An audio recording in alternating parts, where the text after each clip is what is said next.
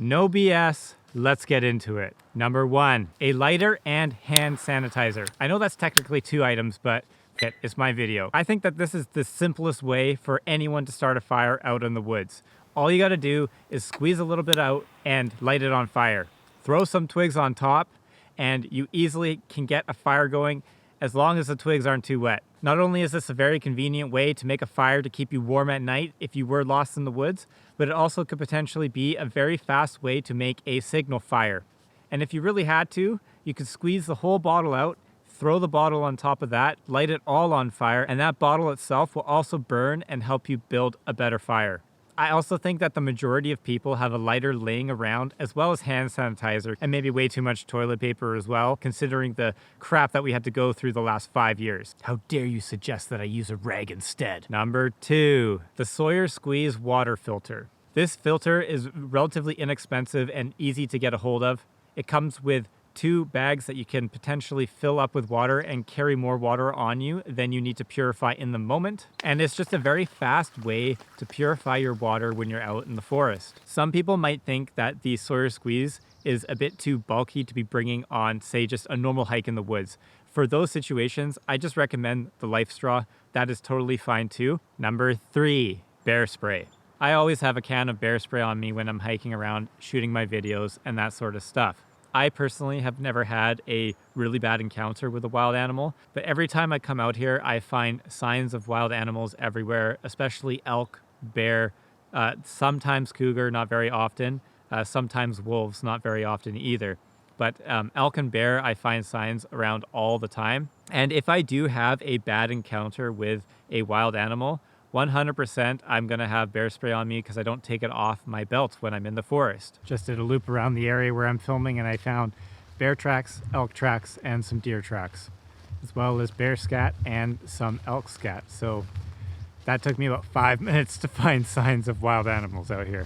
Number 4, garbage bags, painter's plastic, drop sheets, basically any plastic that you can find that can help you waterproof yourself. You can use garbage bags to help build your shelters, make a makeshift poncho, or a ground tarp to keep you dry. And if you do have an orange garbage bag, that's even better because you could use it as a signaling device as well. I also created a free PDF for a Bushcraft Kit Checklist, and it just has a printable list of things that I would bring, say, for like a solo overnight. So that is a Bushcraft Kit Checklist, and the link is in the description, and it's 100% free. Number 5, a stainless steel water bottle. Not only does a stainless steel bottle carry water for you, but it also has the ability to purify water on the go if you have a fire. Furthermore, you can potentially use it as a makeshift pot so that if you did need to, say, cook up some slugs or worms or grubs, all that disgusting survival food that none of us actually want to eat, you would have a container capable of boiling water so you could kill the bacteria that you find in slugs, worms, and grubs. Number 6, thermal blankets. Not only are they very compact and relatively cheap, anywhere from cheap no-name brands to branded ones that cost more money, some of them also double as ponchos as well. I've used them multiple times on my trips to reflect the heat from a fire back on me, especially in winter or it's really cold and wet. Sometimes I just take out one of those blankets and they do the job so I'm not shivering at nighttime. And if you are really desperate, you can always just cocoon yourself and hide under a log for the night. And if you double that up with the garbage bag or with a sheet of plastic, not only will you have the thermal blanket wrapped around you to keep you warmer, you could also put the garbage bag over your head as a makeshift poncho to waterproof yourself. And if you do like this content, make sure to comment, like, subscribe, and hit that notify button. And in the description, you can always find links to support me. Number 7, a compass. This is one of the duh moments. Obviously, a compass is super useful out there. It's so useful that I've pretty much never used it when I come out here.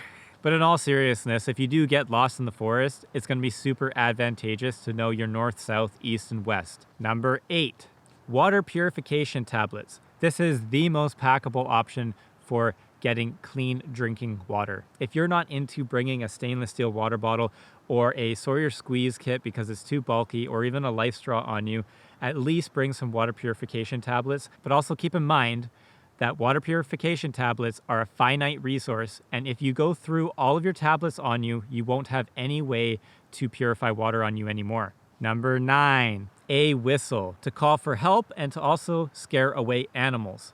When I'm out hiking around, I always have a whistle on my backpack. I actually technically have 2 because the chest strap to one of my backpacks is also actually a little whistle as well. I highly recommend that you find some sort of whistle that you can put on your backpack just in case.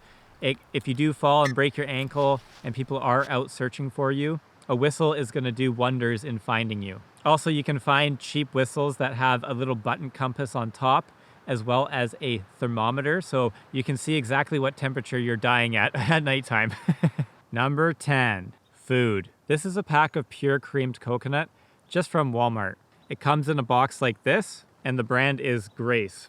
It only costs a few dollars, and it's one of the most calorie-dense things that you're going to be finding in the grocery store. Not only is it vacuum sealed in this plastic bag, but this happens to be just over 1,000 calories worth of food. As a survival option, this would be perfect to throw into your bag. Not only could it provide you with potentially 1,000 calories worth of energy, but you could also potentially use it as bait. And if your ass is chafing really bad, you can also use this to lube it up a bit. To add to the food category, you can also use electrolyte packets, or you can just get some of those little packages of salt from fast food restaurants, as electrolytes are very important as well. You can add them into your water, and that can supplement you when you're out here and help with your energy levels if you do get into a survival situation. And if you haven't already seen my 10 cheap bushcraft kit item video, I'll leave the link up here. Stay safe out there.